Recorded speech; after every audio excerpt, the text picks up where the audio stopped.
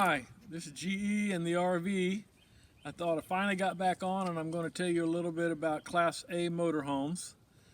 First I want to tell you a little bit about myself so you know a little bit of something about me.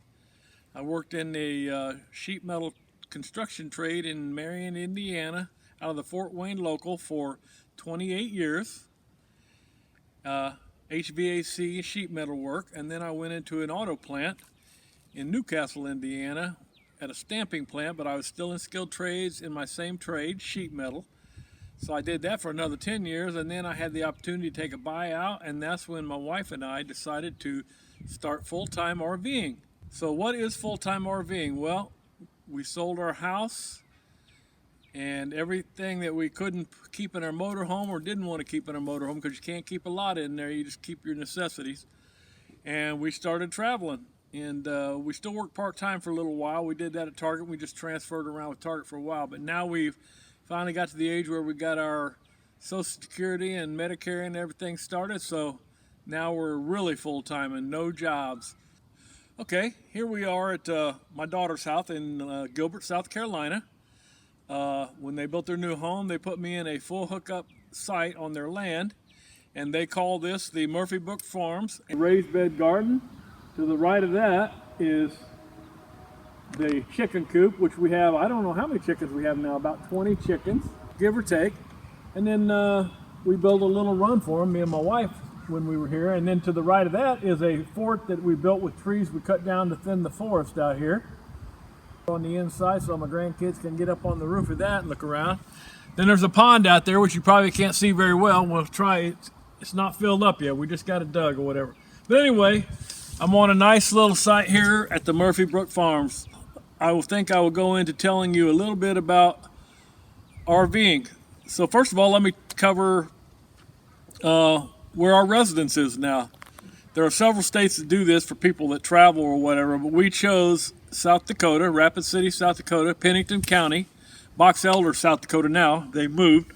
We have a mailing service there, and if you go stay one night in that county, you will become a resident of South Dakota, and you will get your license and your passports and everything.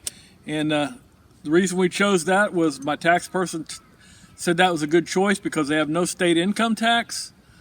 And we bought a new car 5 years ago, and the excise tax and I taxed it, titled it, and everything for $300 some. If I would have been in Indiana, that would have probably cost me $2,000 or $3,000 with the excise tax and all the taxes. But South Dakota is a very good choice for full-time RVing. Only downfall on that is you have to go back every 5 years to renew your license. They will not let the full-time RVers renew online yet.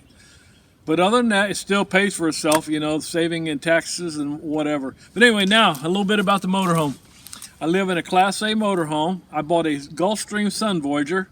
It was 2 years old when we purchased it. I think it had about 6,000 miles on it. You can buy new. The reason we decided to buy used was we have had travel trailers and two in the past, and usually when you buy new, it seems like invariably you're back to the dealer or something that didn't get fixed right from the factory or whatever. You're in and out. It's hard to get into those places to get service sometimes. It takes a long time to get in.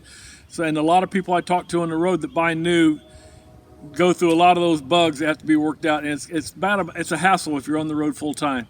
So we chose a 2-year-old motorhome at that time, and Class A, and I advise when you do buy one, get one with at least 2 slide outs. We chose 2 slide outs because that was in our budget, our price range, and we also chose a gas engine over a diesel. I hear the diesels have more power, but when you're purchasing, you're going to pay more money. So, and we don't travel.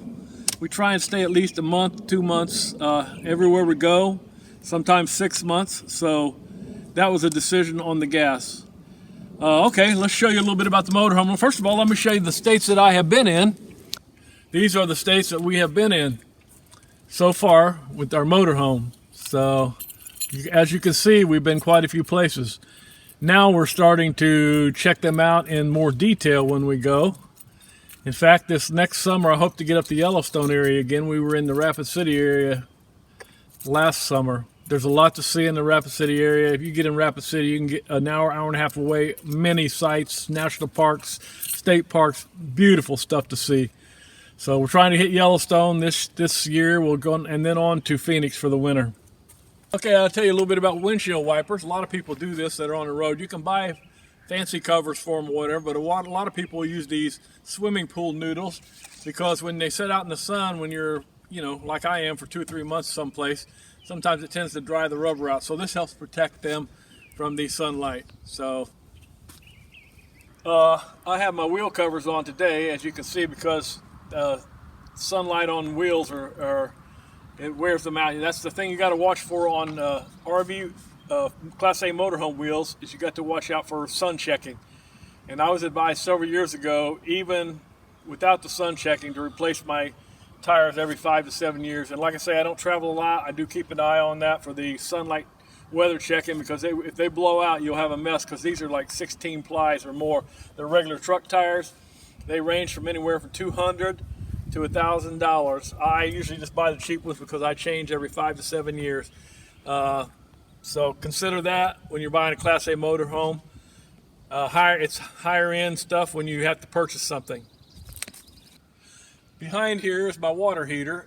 Something to consider when you're buying a Class A is I have a dual function water heater. It can run on LP, which I have an onboard LP tank, or it can run on electric, which comes in handy if you want to go primitive or you're on the road overnight and you don't have, say you decide to do a Walmart overnight and not pay the campground, because it's a lot easier sometimes just pull off the road to Walmart. So you can turn on your gas and run your water heater without being hooked up to anything. So consider that when you're buying it. It's a little more money to have fixed and put a new one in. And I've had this water heater since I bought this motorhome, and as long as you keep it cleaned out and cleaned up, it'll last. I've actually replaced a couple of the electric elements, but that goes with the territory, and they're not expensive. They're they used to be $12. With inflation, I don't know what they are now. Behind this is my furnace. It runs on LP gas, and it has to have electricity to ignite it. So when we've been in very colder climates, like sometimes in South Carolina here, it gets really cold, we use the furnace, but we also supplement with some small electric infrared heaters. So because this will burn a lot of gas, if you used it continually, it would run 24/7 if it gets really cold. So keep that in mind too. Then behind here is my refrigerator, which I just had to put a new cooling unit on the back of. If I would have replaced, I have a side-by-side stainless steel refrigerator. I think it's 14 cubic foot, which is a bigger one in a motorhome.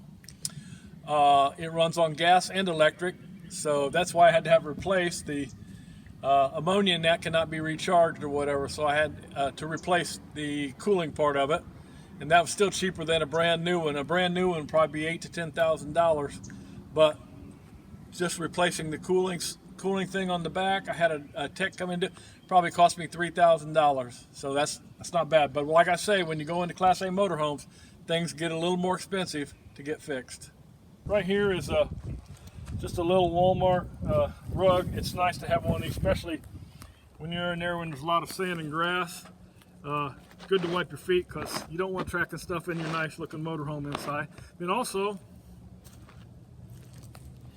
my daughter bought me this. I got a little for while we're here. It's a lightweight rug, and I like instead of sitting in the grass or on the sand or whatever, I come out and I will put my chairs on this, and that way I can sit here without getting my feet in the grass and everything. You can buy different colors. They're all styles out there. This is a lightweight one. Folds up into a bag about the size of less than a foot wide by 2 foot high. So it's a nice lightweight one. It's very handy. That's another thing to consider. Try and buy stuff that folds up compact and is smaller to pack and put away. As you can see, I built some custom steps here, and these steps, because I am older and me and my wife are getting older, so it's a lot easier to get in and out of the motorhome. Those steps that come on mine are a little steep, so we opted to build these. And what they do, this will break down into 4 pieces. I made it so it could come apart, and we just have some wing nuts and bolts that bolts us together for travel. I'm going to walk to the back and show you where I put that when I'm traveling there. Excuse me for the stuff that I have on here, but this is where I put my steps when I'm traveling. And I have a compressor let's talk about a compressor. I don't have an onboard compressor, so I bought an external compressor. And you'll say, well, why did you buy something else to tow it around? Well, I did that because when I get ready to leave, it's a hassle to check all my tires. And if you want to bump the air up in them or whatever, you have to go to the truck stop. So you get all ready to go. You go to the truck stop and you spend about a half an hour or longer airing up tires and just checking everything. So this way, I can check all my tires on my car and my motorhome before I leave. And that's done. But this carrier is nice for, you can see if you wanted to keep other stuff on here, but I put my steps on here. And we decided not to tow a car anymore. I was towing a car, which a lot of people do. Yes, it is a gas savings, but like I say, I'm not traveling every day. I travel, you know, like I say, every 2 months to 3 months, or sometimes every 6 months. So we opted not to pull the car, because I have had a few things happen when towing a car, you know. For instance, I had a brake lock up on one. I drug it and ruined the rim and tire. Another one, I ruined the transmission in because I didn't know what I do when I first started RVing. So make sure, if you are towing, that you follow the manufacturer's instructions on how to properly tow a vehicle. Otherwise, you will pay. But the reason we opted not to do that anymore is it's extra length. And when you pull into anywhere, I always stick with truck stops when I'm on the road if I can, because I have gotten stuck in a couple situations where I'd always had to unhook the car. So I didn't want the extra length. I didn't want to have to get in situations where that extra length was more of a hassle. And I didn't do it because it's more expensive. I had a fancy tow bar and another braking system. So it's more money. Everything's more money. You can tow, but in the long run, I think it's probably about even on gas, compared to the gas that I would save compared to what the equipment and everything I would have to tow. You want to do it while I'm here? Let me open it. I've recorded you. I already recorded you. Another advantage to Class A motorhomes is storage bins. I have, let's see, 1, 2, 3, 4, 5, 6, 7. I got basically 14 bins, 7 on this side, 7 on the other side. And this is one of my bigger ones, which you can see I've got it packed full: golf clubs, chairs, table. So that's the other advantage of having a Class A motorhome over a travel trailer or a fifth wheel, is there's not as much storage. This is called basement storage, and mine is actually got heating in it. I'm a 3-season motorhome. That's another thing to consider when you buy one. Try and get one that's 3 or 4 seasons, a little more insulation, and my furnace blows into my thing here, so it helps keep things from freezing, like your water and whatever.